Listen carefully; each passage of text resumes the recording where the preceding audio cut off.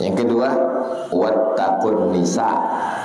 Jangan hati-hati terhadap nisa. Nisa itu dunia apa tak dunia? Dunia.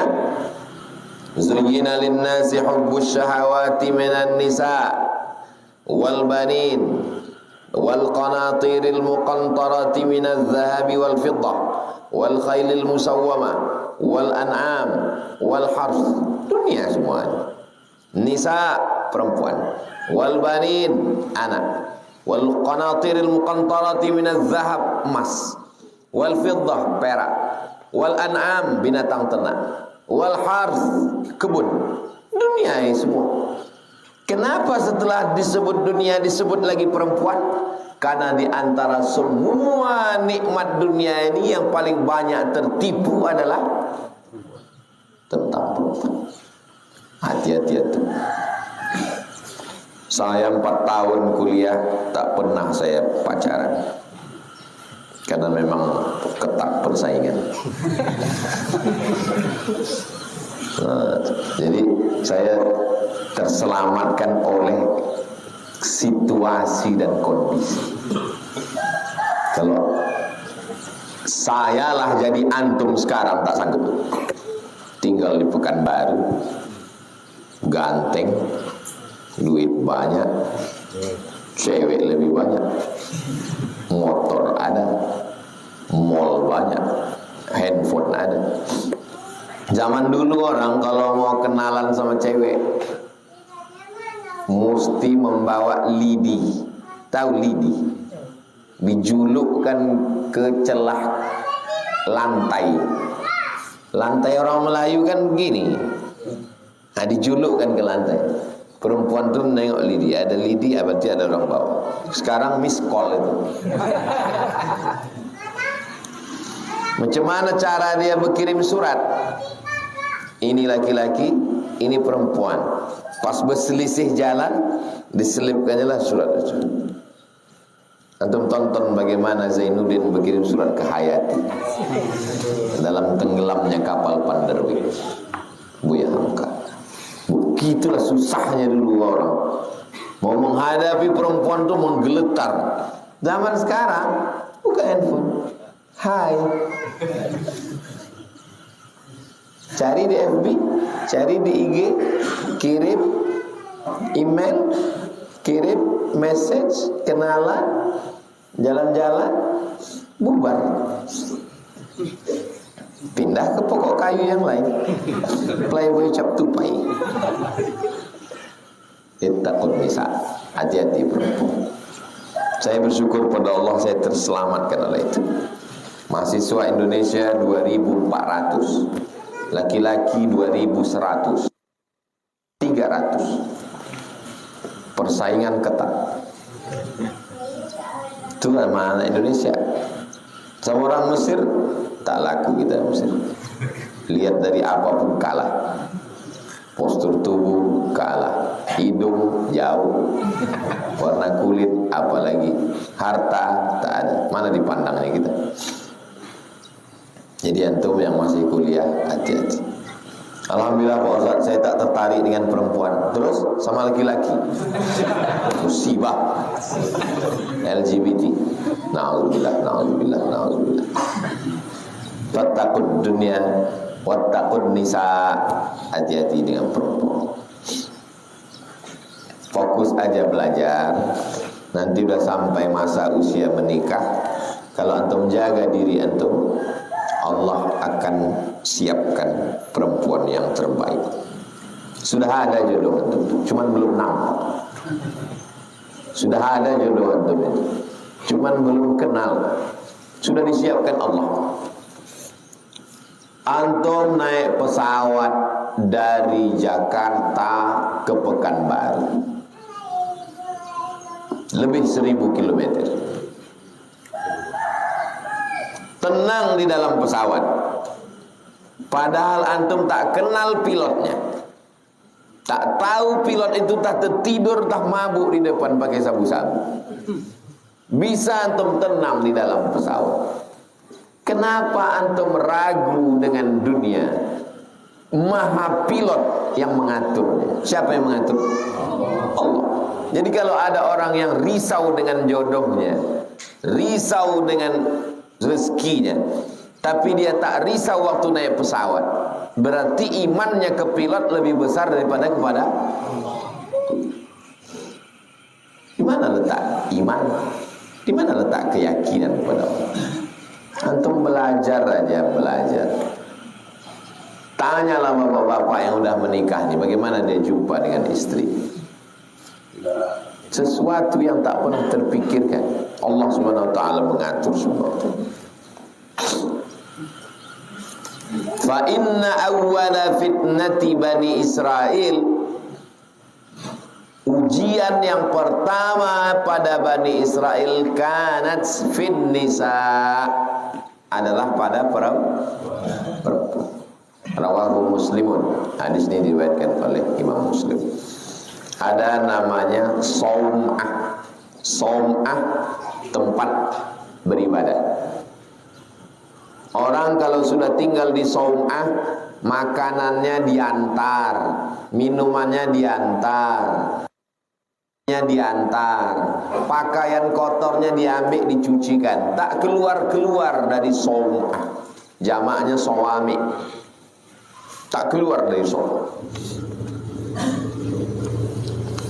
Jadi waktu itu di Bani Israel ini ada orang soleh tinggalnya di saum'ah. Orang banyak menerjemahkan saum'ah itu dengan temple, kuil. Ada orang mau pergi perang, 2 orang adik-beradik.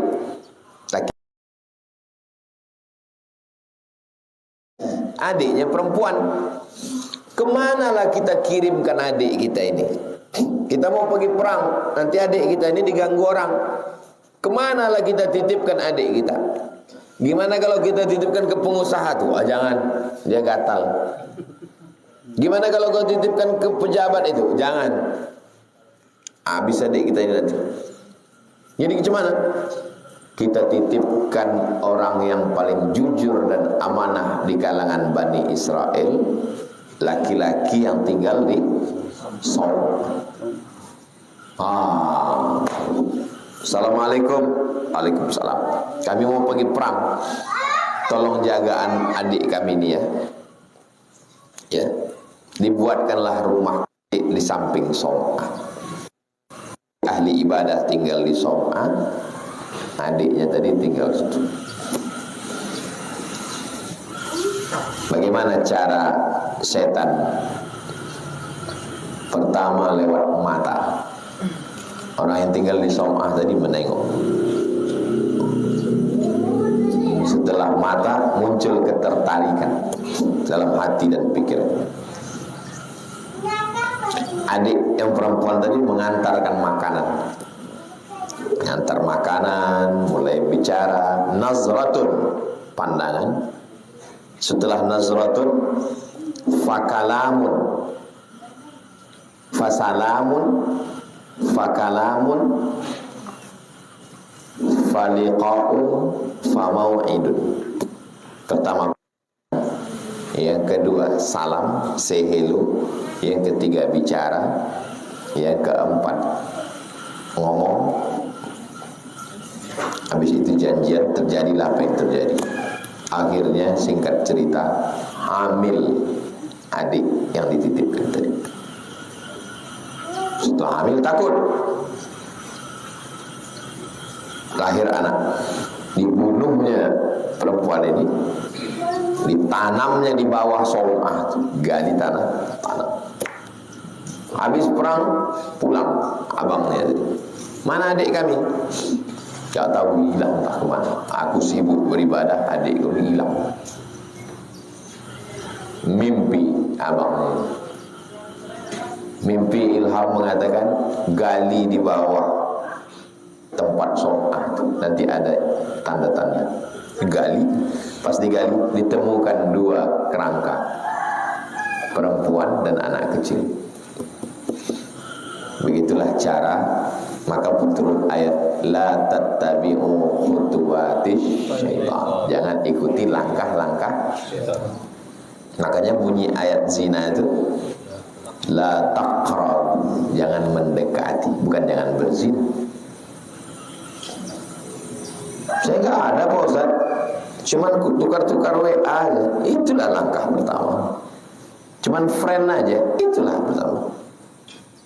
Cuman intip-intip status aja, itulah awal. Mereka putus.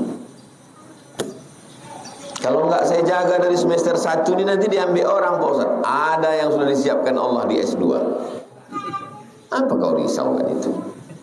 Tidak usah kau pikir. Siapkan Allah yang lebih bagus, yang lebih cantik, yang lebih kaya, yang lebih segalanya. Maka jangan terlalu khawatir. Wattaqun nisa fa inna awwala fitnati bani Israila kanat fit nisa. Mudah-mudahan Allah menyelamatkan kita dari fitnah dunia dan fitnah perempuan. Punya anak perempuan, antum akan punya anak perempuan. Antum punya adik perempuan, punya kakak perempuan, punya emak perempuan, punya istri perempuan. Maka jangan main-mainkan. Pandang perempuan itu sebagai keponakan kita, adik kita. Izinkan aku berzina ya Rasulullah. Sahabat berani dia bercakap begitu sama Nabi. Sahabat yang lain udah mencabut pedang, pancung kepala nih kata Nabi.